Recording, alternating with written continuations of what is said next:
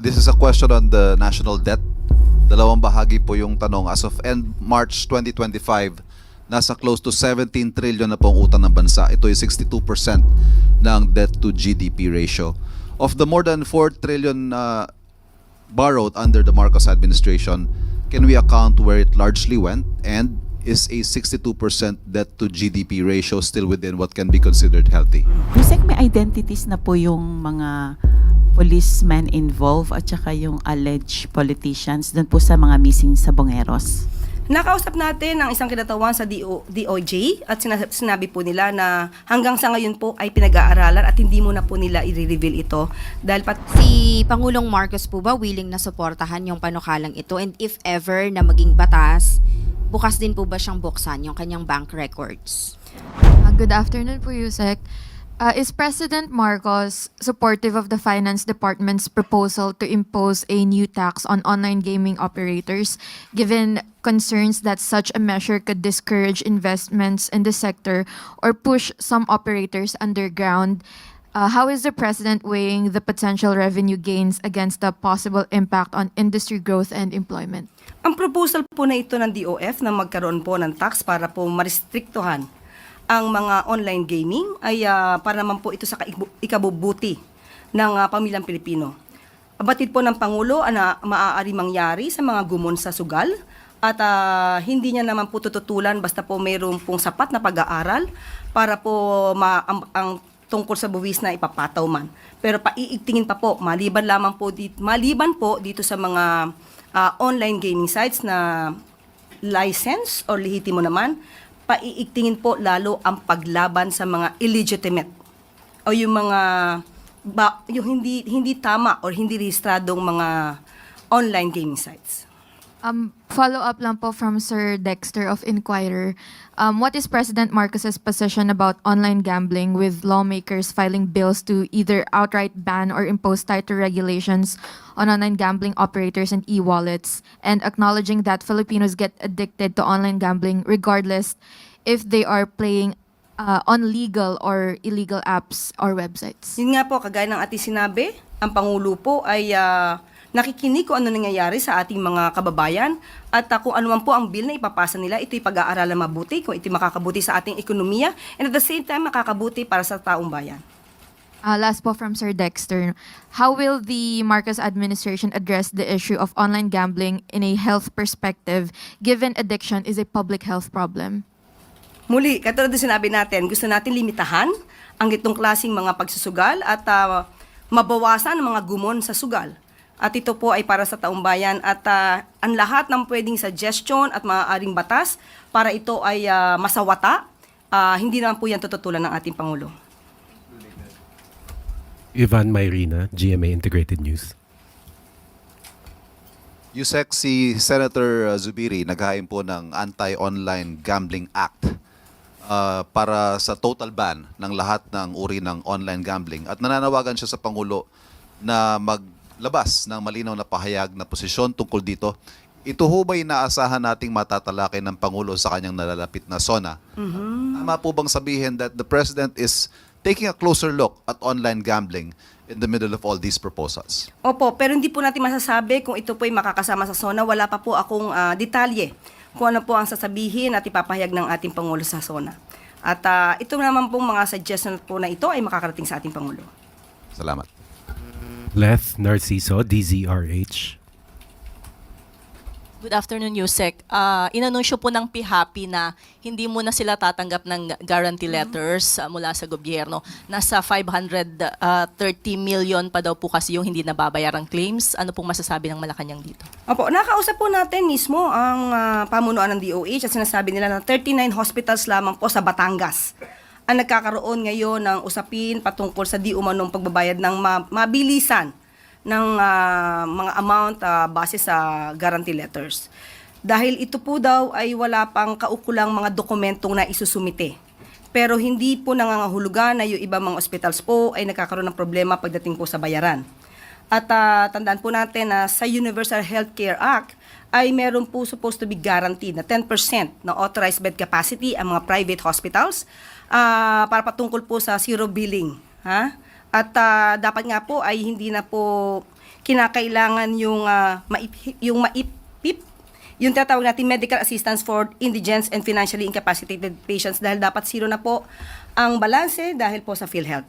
At kung mas kakailanganin po ng ating mga kababayan na sila ay at malapit sila sa mga DOH hospitals, hindi po kailangan ng GL doon or guarantee letters.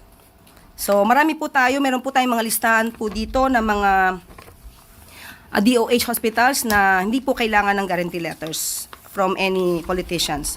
Dahil po kapag ka po DOH hospitals, ang social worker po mismo ang tumitingin kung sila qualified at hindi naman po politiko. So, ang ilan po dito na aking mababanggit, marami po kasi ay Philippine Medical Center, Lung Center of the Philippines, NKTI, Philippine Health Center, East Avenue Medical Center, Amang Rodriguez Memorial Medical Center, at marami pa pong iba. Mamaya ibibigay ko po sa inyo kung kayo po ay nangangailangan ng kopya ng DOH hospitals.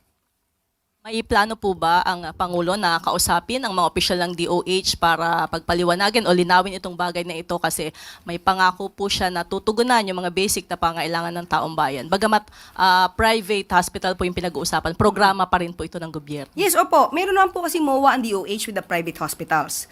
At sabi nga po natin, hindi naman po nagkakaproblema ang gobyerno patungkol po sa pagbabayad ng mga bills po ng ating mga kababayan na covered po ng guarantee letters. Dito lamang po sa 39 hospitals na kinakailangan po ng DOH yung ibang mga dokumento para po sila mabayaran.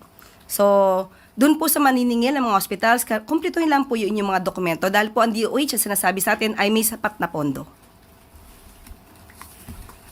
Evelyn Quiroz, Filipino Mirror.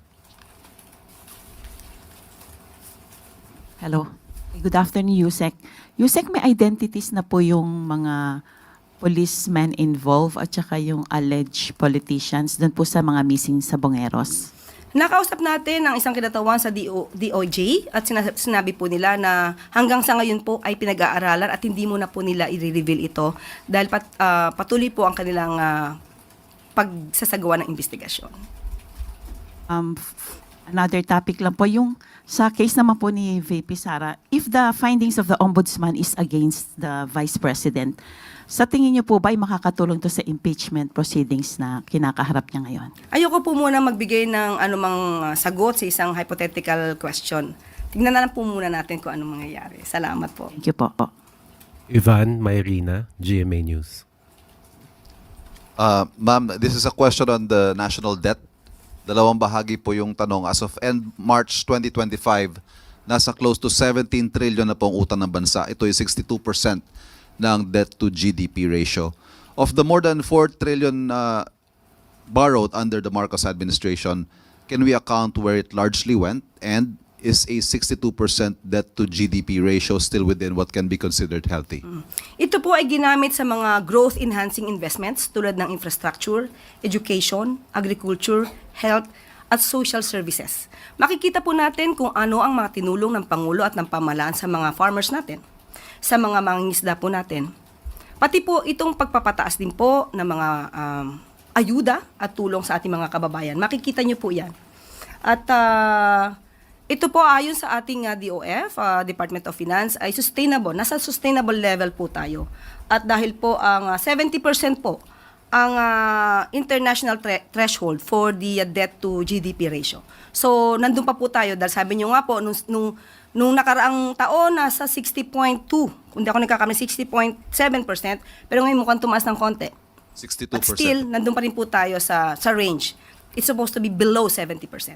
And can you tell us kung ano pong targets in the next 3 years of the administration? Kasi po, sa unang SONA ng Pangulo, if I may point it out, a target po na ibaba sa 60% or below ang debt to GDP ratio. Sa ganyang katanungan, tatanungin po muli natin ang DOF at yung ating economic team patungkol po dyan para mas detalyado ang aking maiulat sa inyo. Thank you. Last question, Maricar Sargan, Brigada. Good afternoon po, Yusek. May panukala po si Senator Cheese Escudero na ipawalang bisa yung bank secrecy law para ho sa mga government officials and employees para daw po maiwasan yung pagtatago ng mga ill-gotten wealth. Si Pangulong Marcos po ba willing na suportahan yung panukalang ito? And if ever na maging batas, bukas din po ba siyang buksan yung kanyang bank records? Ang Pangulo po ay sang-ayon po at dapat lamang po nating ipatupad itong accountability and transparency sa gobyerno. So, hindi po tayo magkakaroon ng negatibong sagot mula sa Pangulo. That was the last question. Thank you, MPC. At gusto ko lamang palang i-update po kayo dahil nung nakaraang araw po ay humihingi po kayo ng mga pangalan ng barangay. Napakarami po at hindi ko po ito mababasa sa inyo. Mauubos po ang araw natin kung babasahin ko sa inyo bawat isa. So ibibigay ko na lamang sa inyong opisyal itong mga kopya. Nandito po yung sasabi yung mga barangay na nasasabi natin drug cleared, drug free. So ibibigay ko po sa inyo ang summary dahil ngayon lamang po binigay sa atin ng PIDEA. At ang iba mga pangalan po ng barangay ay ibibigay ko rin po sa inyo pero hindi ko po lahat masasabi.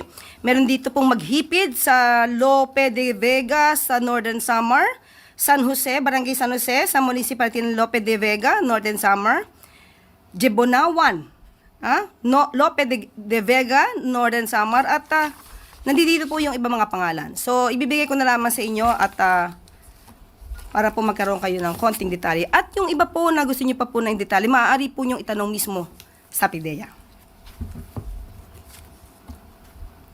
Okay? Sa ibang balita, walang gutom program beneficiaries makakabili na ng benting bigas. Upang mas gumaan pa ang pamumuhay ng mga beneficiaries ng walang gutom program ni Pangulong Ferdinand R. Marcos Jr., simula ngayong araw, makakabili na sila ng 20 pesos na bigas sa ilalim ng benting bigas meron na sa WGP program. Ang programang ito ay bunga ng pinagsamang puwersa ng Department of Social Welfare and Development o DSWD at ng Department of Agriculture or DA na naglalayong magbigay ng mas abot bigas or mas abot kayang bigas sa mga food poor sectors, kabilang na ang mga solo parents, senior citizen at may mga kapansanan. Inilunsad ang benting bigas meron na sa WGP program sa isang food redemption activity ngayong araw sa Tondo, Manila.